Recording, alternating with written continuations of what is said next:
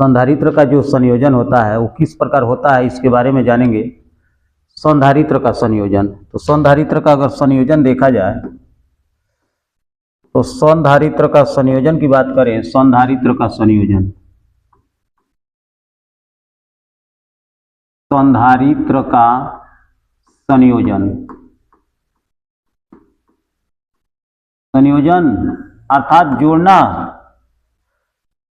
Combination of capacitor के बारे में हम जानेंगे, कैसे कम्युनिकेट करते हैं, कैसे जोड़ते हैं, संयोजन कैसे करते हैं। आपका जो है संधारित्र का 2 या 2 से अधिक संधारित्र दे दे, 3, 4, 5 या संधारित्र दे दे, तो उसको आखिर संयोजन कैसे करते हैं, आपस में जोड़ते कैसे हैं। तो जोड़ने की 2 तरीका है, आप लोग जानते हैं अच्छी तरह कि संधारित्र को जोड़ने के 2 तरीका है।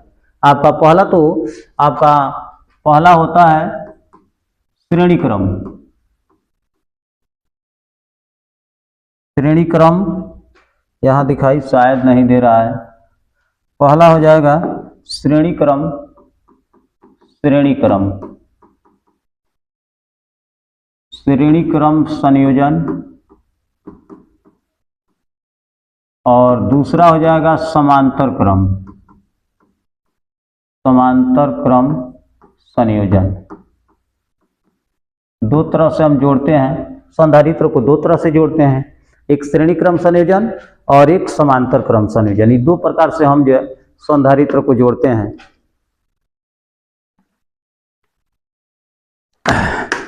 देखते हैं समांतर क्रम, श्रेणी क्रम, 2 तरह से हम संधारित्र को ऐड करते हैं, जोड़ते हैं। सबसे पहले हम देखेंगे श्रेणी क्रम संयोजन क्या होता है, कैसे इसमें तुल्य धारिता कितना निकलता है। तो सबसे पहले अगर देखा जाए तो संधारित्र के संयोजन में अगर बात करें हम, पहला अगर बात करें श्रेणी क्रम संयोजन, श्रेणी क्रम संयोजन, श्रेणी क्रम संयोजन कैसे होता है इसके बारे में जानना है। श्रेणी क्रम में कैसे जोड़ते हैं, तो श्रेणी क्रम में जोड़ने के लिए सबसे पहले अगर देखा जाए तो हम यहाँ अगर श्रेणी क्रम में 2, 3, 4 संधारित्र लेंगे और उसको जोड़ेंगे, तो श्रेणी क्रम में ध्यान देना, आपका मान कर चलिए कि यहाँ पर एक संधारित्र है और दूसरा एक संधारित्र यहाँ पर लगा हुआ है, तीसरा एक संधारित्र यहाँ पर लगा हुआ है, और इस सबको एक जो है बैटरी से हम मानकर चलो जोड़ दिए, प्लस और माइनस। यहाँ पर मानकर चलो 3 संधारित्र है, 3 संधारित्र, पहला मान लो C1 है, दूसरा C2 है, तीसरा C3 है। 3 संधारित्र है, C1, C2 और C3। यहाँ से मान लो आवेश Q प्रवाहित हो रही है। एक चीज ध्यान में रखना, जब आवेश यहाँ से Q प्रवाहित होगा तो जो आवेश इसमें होगा वही आवेश इसमें होगा, वही आवेश इसमें भी होगा, यानी आवेश सेम होगा। लेकिन अगर विभव की बात करें तो 2 बिंदुओं के बीच विभव होता है, तो 2 बिंदुओं के यहाँ पर अगर देखा जाए तो एक इसका अलग बिंदु, फिर इसका अलग, फिर इसका अलग, तो इसका अगर पहले संधारित्र का विभव देखा जाए तो V1 होगा, दूसरे का V2 और तीसरे का V3, अलग अलग विभव होगा। विभव अलग है और आवेश समान है, तो एक चीज ध्यान में रखना, ऑब्जेक्टिव में भी पूछता है कि किस संधारित्र संयोजन में विभव अलग और आवेश समान होता है। तो ये ध्यान देना, आपका जब श्रेणी क्रम में जोड़ेंगे तो विभव अलग अलग होगा और आवेश समान होगा। यहाँ Q होगा तो यहाँ भी आपका Q होगा। अब देखा जाए तो सबसे पहले अलग अलग हम विभव निकाल रहे हैं, V1 का मान, V2 का मान, V3 का मान, उसको जोड़ देंगे। करना क्या है, तुल्य आपका जो है वो धारिता निकालना हो, तो तुल्य धारिता निकालने के लिए सबसे पहले अगर देखा जाए तो फार्मूला हमको पता है, V बराबर होता है Q/C से अगर देखा जाए, V बराबर Q/C से अगर देखें तो यहाँ अगर V1 करें, इसका मान निकालें, तो यहाँ Q तो सेम है, C के जगह पर लिख सकते हैं C1 समीकरण 1 कर सकते हैं। उसी तरह अब V2 अगर निकालें तो Q/, हो जाएगा C2 समीकरण 2, V3 अगर करें तो Q/C3 समीकरण नंबर 3। ये 3 समीकरण है। आपका V1 का मान, V2 का मान, V3 का मान, तीनों का मान हम निकाल लिए। अब यहाँ से देख सकते हो समीकरण 1, 2 तथा 3 से अगर बात करें, 1, 2, 3 से, समीकरण 1 से, 2 से और 3 से अगर बात करें, जोड़ दे रहे हैं कुल विभव समीकरण 1, 2, 3 से अगर कुल विभव देखा जाए, कुल विभव तो V इक्वल टू हो जाएगा V1 plus V2 plus V3। यहाँ पर मान रखे तो V बराबर होता है Q/C, पढ़े हैं Q/C होता है। अब V1 का मान है Q/C1 plus Q/C2 plus Q/C3। यहाँ से अगर देखा जाए तो Q/C उतार ले रहे हैं और यहाँ से Q कॉमन कर ले रहे हैं, तो Q अगर कॉमन करे तो कोष्ट में हो जाएगा 1/C1 plus 1/C2 plus 1/C3। यहाँ से देखा जाए तो Q से Q कैंसिल, यानी 1/C इजिकल टू हो जाएगा 1/C1 plus 1/C2 plus 1/C3।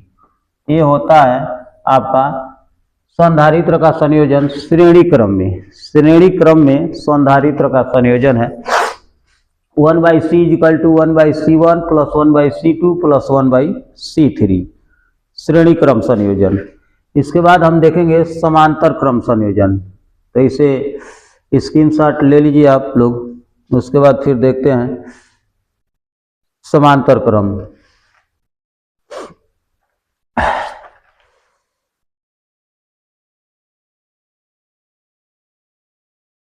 चले आगे, समांतर क्रम चलते हैं। अब समांतर क्रम संयोजन, समांतर क्रम की बात करें, समांतर क्रम संयोजन, समांतर क्रम संयोजन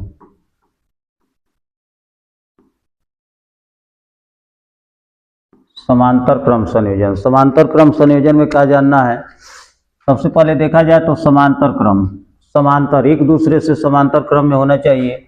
मानकर चलिए कि यह आवेश है पहला, संधारित्र है पहला, एक और यहाँ पर एक संधारित्र है इसी के पैरेलल, एक और संधारित्र है इसी के पैरेलल। ये 3 संधारित्र है।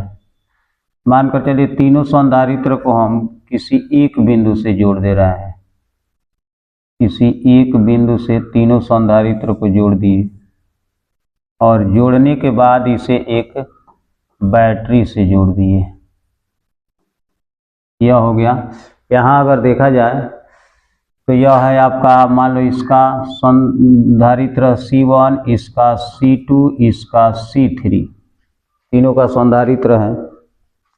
यहाँ से Q आवेश प्रवाहित हो रहा है, तो Q से Q आवेश जब प्रवाहित होगा तो यहाँ से जाने के बाद कुछ इसमें जाएगा, कुछ इसमें, कुछ इसमें। मान कर चलो इसमें हो गया Q1, इसमें Q2, इसमें Q3, 3 भागों में डिवाइड होगा। जब एक आवेश Q जाकर 3 सिरे में, 3 सिरा है आपका आवेश के परिपथ, तो तीनों में आपका डिवाइड हो जाएगा Q1, Q2 और Q3। फिर यहाँ जो है आपका फिर कुछ कुछ ये धारा मिलकर यहाँ जो है फिर हो जाएगा क्या, Q हो जाएगा। अब देखो तीनों का अगर देखा जाए तो एक ही सिरा से जोड़ा गया है तीनों संधारित्र को, इसलिए इसका जो विभव होगा वह सबका सेम होगा। ये फिगर है आपका, मतलब समांतर क्रम में जो विभव होता है सेम होता है, आवेश अलग अलग होता है, यही जानना है। अब यहाँ आगे देखें तो हम सूत्र जानते हैं आपका, एक फार्मूला वही V बराबर Q/C, V बराबर Q/C हो जाएगा। यहाँ से अगर जो है C की वैल्यू निकालें, Q की वैल्यू निकालें तो Q बराबर हो जाएगा CV से। अगर बात करें तो यहाँ से Q1 का मान निकालें, Q1 बराबर हो जाएगा C1 भी, इक्वेशन फर्स्ट इसी से C के जगह पर C1 हो जाएगा, फिर C2 करेंगे, फिर C3 करेंगे, तो Q1 बराबर C1 भी, Q2 बराबर हो जाएगा C2 भी, Q3 बराबर हो जाएगा C3 भी, equation third, Q1 Q2 Q3, Q1 बराबर C1 भी, Q2 बराबर C2 भी, Q3 बराबर C3 भी, तीनों को जोड़ दें, समीकरण 1, 2 तथा अगर 3 से बात करें तो क्या हो जाएगा, टोटल आवेश, कुल आवेश की बात करें, ठीक है, तीनों को जोड़ दें तो मानकर चलो यह हो जाएगा Q1 plus Q2 plus Q3 is equal to C1 भी प्लस C2 भी प्लस C3 भी। यदि यहाँ मान लें Q1 plus Q2 plus Q3 बराबर अगर Q मान लें, तीनों मिलाकर एक आवेश Q, तो इसके जगह पर अगर Q मान रखें इसके जगह पर, तो यह हो जाएगा C1 भी प्लस C2 भी प्लस C3 भी। यहाँ से भी अगर कॉमन कर लें तो यहाँ थोड़ा सा गौर करना, अगर Q उतार दें, Q बराबर एक काम करते हैं, Q बराबर C भी यहाँ लिखे हैं, Q बराबर C भी, तो Q जगह पर C भी लिख सकते हो, अब बराबर Q बराबर C भी लिख सकते हैं। उसके बाद आपका अगर यहाँ देखा जाए तो इसमें से भी कॉमन कर ले रहा है, तो यह हो जाएगा क्वेश्चन में C1 plus C2 plus C3, यह हो जाएगा भी से भी कैंसिल, C बराबर हो जाएगा C1 plus C2 plus C3, ये हो जाएगा आपका समांतर क्रम संयोजन, संधारित्र का समांतर क्रम संयोजन C बराबर C1 plus C2 plus C3। और इसके पहले आप अभी देखे ही है आपका श्रेणी क्रम में इस प्रकार समांतर क्रम और श्रेणी क्रम संयोजन दोनों जो कंप्लीट हुआ, स्क्रीनशॉट ले लो, कोई दिक्कत समस्या हो तो फिर जो इस वीडियो को 1-2 बार करके रिवाइज करके देख लीजिएगा, किसी तरह का कोई दिक्कत नहीं, बिल्कुल आसान डेरिवेशन था। स्क्रीनशॉट हो गया, बस आज यहीं लेक्चर को यहीं पर समाप्त करते हैं, फिर नेक्स्ट अगले वीडियो में हम जानेंगे। धन्यवाद।